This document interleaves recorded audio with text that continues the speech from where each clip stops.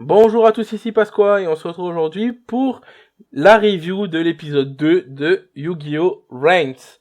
Donc cette review est un peu en retard, j'ai pas pu le sortir avant, du coup je m'en excuse. Bon, on passe directement à ce qu'il se passe dans cet épisode. Alors, cet épisode reprend directement après la fin du premier épisode, donc où on a notre héros, le Playmaker, qui est sur sa planche, je sais plus trop comment ça s'appelle, on s'en fout, sur sa planche, et qui va affronter le chevalier de Hanoï. Donc là, on apprend tout de suite, on apprend directement les règles du speed duel, puisqu'en fait, les duels sur cette planche avec sur cette espèce de mer de vent, quoi, a des règles différentes des duels normaux, mais du coup, ces règles sont assez familières, puisqu'en fait, les règles de ce speed duel, c'est que ils n'ont droit que à 3 emplacements de monstres et 3 emplacements de cartes magiques et pièges. Donc pour ceux qui connaissent et qui ont joué à Yu-Gi-Oh! Duel Links, donc le jeu Yu-Gi-Oh! Sur mobile, ces règles devraient vous rappeler quelque chose, puisque on voit là très clairement que en fait pour faire soit ils se sont inspirés de Duel Links, enfin du jeu pour faire l'animé, ou soit à l'inverse, je sais pas, on s'en fout de toute façon. Mais voilà, on apprend vraiment que c'est les mêmes règles que dans Yu-Gi-Oh! Duel Links, puisque en plus, au lieu de commencer avec 5 cartes au début du tour, en fait, il commence qu'avec 4 cartes, donc comme avec le jeu. Donc il y a vraiment une grosse ressemblance avec le jeu. Donc voilà, c'est pour faire un petit point sur ça, sur les règles. Alors après, on apprendra un peu plus sur les règles, mais on verra ça un peu plus tard. Donc ensuite, on voit que notre héros, on voit d'abord l'ennemi qui joue et qui place directement donc un monstre avancé. Donc on va pas rentrer dans les détails du duel, mais voilà. Donc un monstre avancé, un monstre à sacrifice. Et là, on apprend quelque chose d'intéressant aussi, c'est que notre héros, donc le Playmaker, joue un monstre qui est un monstre cyberverse. Donc le guerrier cyberverse, qu'il l'appelle comme ça. Et on apprend que les cyberverses, les monstres cyberverses existaient avant, lorsque le monde cyberverse était là, et que les chevaliers de Hanoï avaient exterminé, détruit toutes les cartes cyberverses. Donc là, on a quand même un truc, comment ça se fait que le Playmaker, enfin notre héros, a des cartes cyberverses, alors que les chevaliers d'Hanoï avaient détruit toutes ces cartes, et que même Seule Technologie pense qu'il n'y a plus de cartes cyberverses. Donc, comment ça se fait qu'il les a? Donc voilà. Donc c'est assez étrange. J'espère on verra ça plus tard. Je pense qu'on en apprendra plus tard. Pas pour le moment, mais voilà. Donc notre héros joue des cyberverses. Tout le monde est assez étonné de voir ce nouveau type de monstre sortir. Alors un truc à dire sur le monstre cyberverse, pour le peu qu'il a joué là, je les trouve quand même assez sympa en fait, le design des personnages. Donc à voir lorsque les cartes vont sortir s'ils vont être aussi stylés sur les cartes, mais pour le moment je les trouve quand même assez stylés. Donc voilà. Donc en fait cet épisode c'est un gros duel, c'est que du duel pendant tout l'épisode. Donc on va passer sur ce qui se passe pendant le duel parce que voilà, il n'y a pas vraiment d'intérêt. Alors ce qui est bien aussi sur le duel, c'est que comme on connaît pas les monstres, et ça j'adore ça, c'est comme on connaît pas les monstres, on connaît pas leur effet, du coup on a toujours la surprise, on a la même, c'est pareil qu'avec le héros quoi. Et ça je trouve ça super intéressant, que du coup qu'on a vraiment une surprise quoi, des effets des monstres, et il y a vraiment comment ça s'appelle, enfin pour moi il y a vraiment ce truc qu'avait Yu-Gi-Oh à l'époque, où au début, quand il jouait contre quelqu'un où on connaissait pas les cartes, on avait toujours ce suspense de ce qui va se passer et tout. Et là, je ressentais ça. Du coup, c'était assez sympa pour le coup. Donc voilà, ça j'ai bien aimé. J'ai bien aimé le duel, l'ambiance du duel. J'ai trouvé ça assez sympa. Ensuite, Donc oui, ensuite on a aussi quelques petites références aux hackers, puisque notre chevalier de Hanoï joue des cartes. Voilà, on a le hacking dragon ou cracking dragon, je sais plus comment il appelle. Mais bon, voilà, qui est un terme informatique, cracking ou hacking, de toute façon, c'est un terme informatique. Et après, on a une carte aussi qui joue, qui est le DDoS ou DDoS attaque, donc l'attaque DDoS, qui est aussi un terme informatique. Et ça, je trouve ça assez sympa pour le coup d'avoir des cartes avec ce genre de nom. Donc on verra après quand ils sortiront en français. Hein. On verra bien s'ils donnent la même chose. Mais je trouvais ça assez sympa. Ça donne un côté vraiment hacker quoi au Chevalier de Hanoï. Et ça, je trouve ça bien.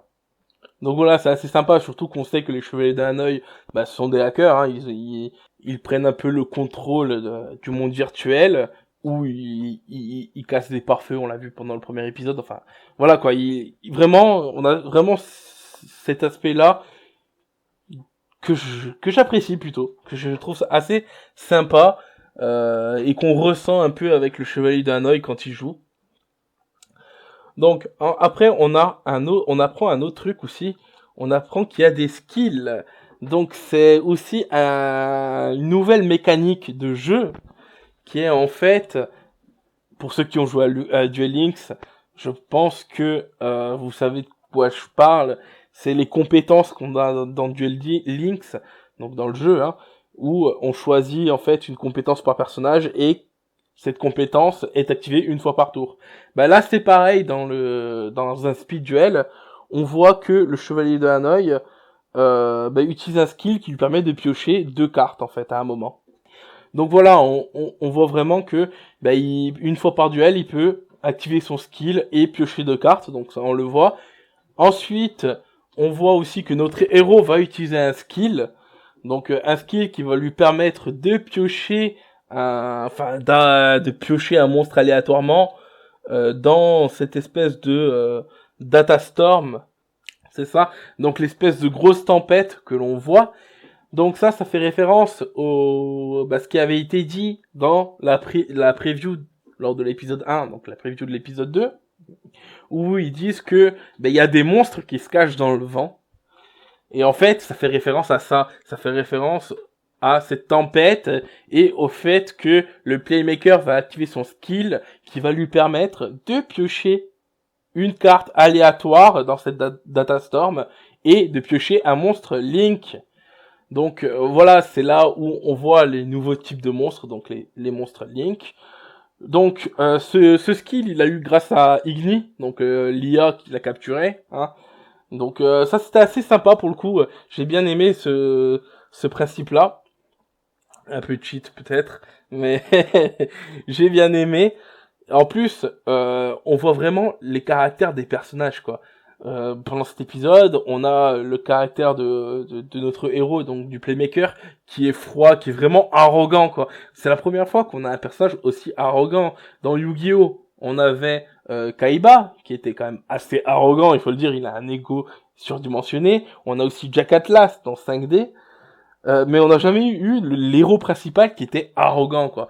Et là, on voit vraiment voilà, quoi, il sait ce qu'il vaut et il se prend pas pour un peu pour la merde. Ensuite, on voit aussi Igni, donc Igni qui, justement, qui calcule tout, puisqu'il lui en avait pas parlé au début des skills. Il s'est fait un peu engueuler aussi pour ça par le playmaker, parce qu'il lui en avait pas parlé. Et en fait, il avait calculé que justement qu'il devait pas lui donner l'information de skill pour pas qu'il l'utilise et qu'il l'utilise au bon moment lorsque Igni lui aurait dit donc pour piocher la carte Lynx dans le Datastorm. Donc lorsqu'il pioche cette carte, on apprend des choses très très intéressantes sur son passé. On apprend pourquoi il veut se battre, affronter les chevaliers de Hanoï. Donc c'est un peu vague encore hein, le pourquoi du comment, mais il énonce 3 points.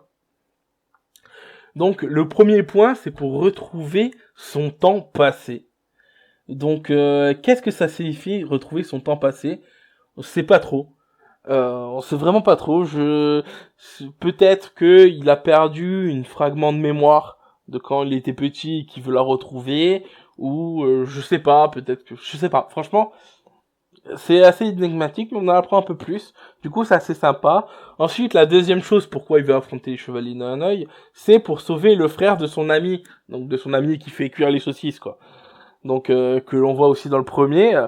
On apprend que son frère, il veut le sauver des ténèbres, et on voit son frère assis dans un coin, dans une espèce de salle lugubre. Donc, est-ce qu'il est en prison, ou un hôpital psychiatrique, ou enfermé quelque part, ou est-ce que c'est juste une métaphore, cette image? Je sais pas, franchement, je sais pas ce qu'il entend par le sauver des ténèbres, mais c'est quand même assez intéressant, du coup j'ai hâte d'en savoir plus sur ça.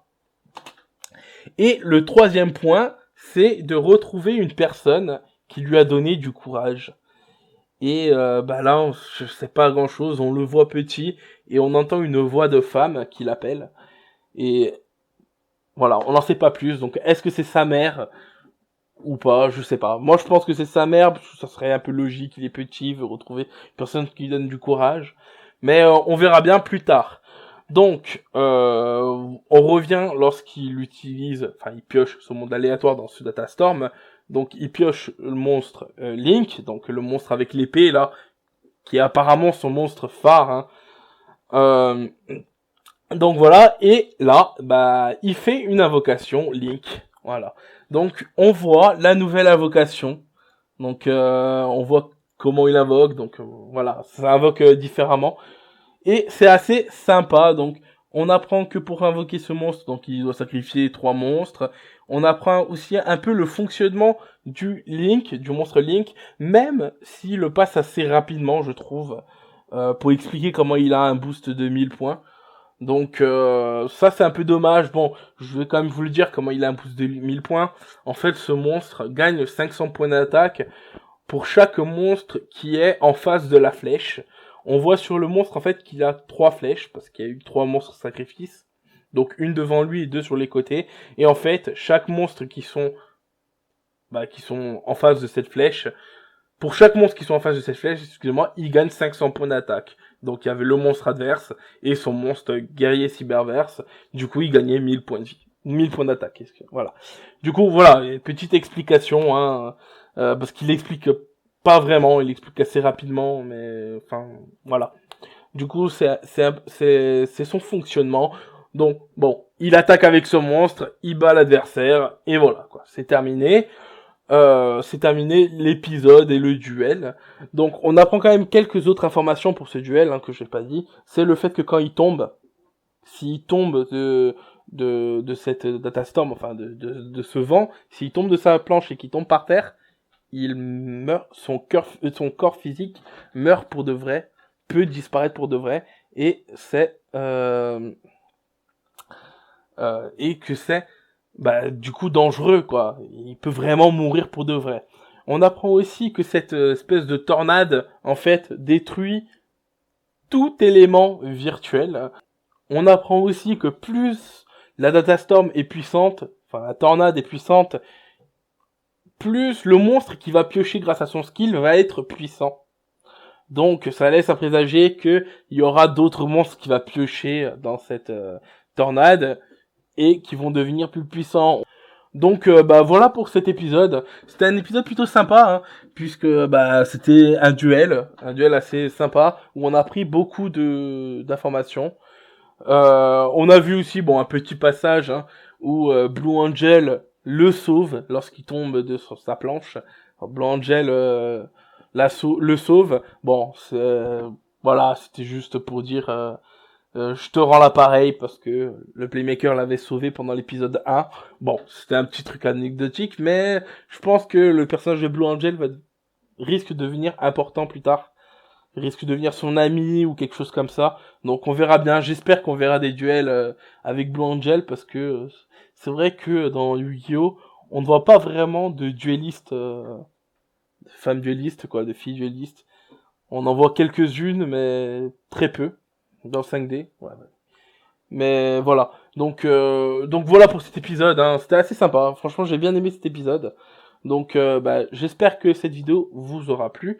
Donc c'est pas fini. On va passer à la review maintenant. Donc ceux qui veulent pas savoir ce qui va se passer pendant l'épisode 3, parce qu'à la fin de l'épisode, il y a la review de l'épisode 3, hein, bien entendu. Donc ceux qui veulent pas savoir ce qui va se passer pendant l'épisode 3, quittez la vidéo maintenant, hein, évitez de vous faire spoil.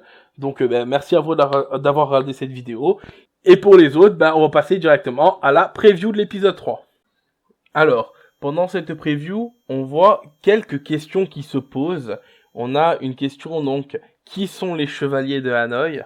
Donc est-ce que ça laisse présager que l'on va peut-être savoir qui sont réellement les chevaliers de Hanoï, peut-être avoir plus d'informations sur eux, ce qui pourrait être très très sympa. J'espère vraiment qu'on va avoir des informations sur eux.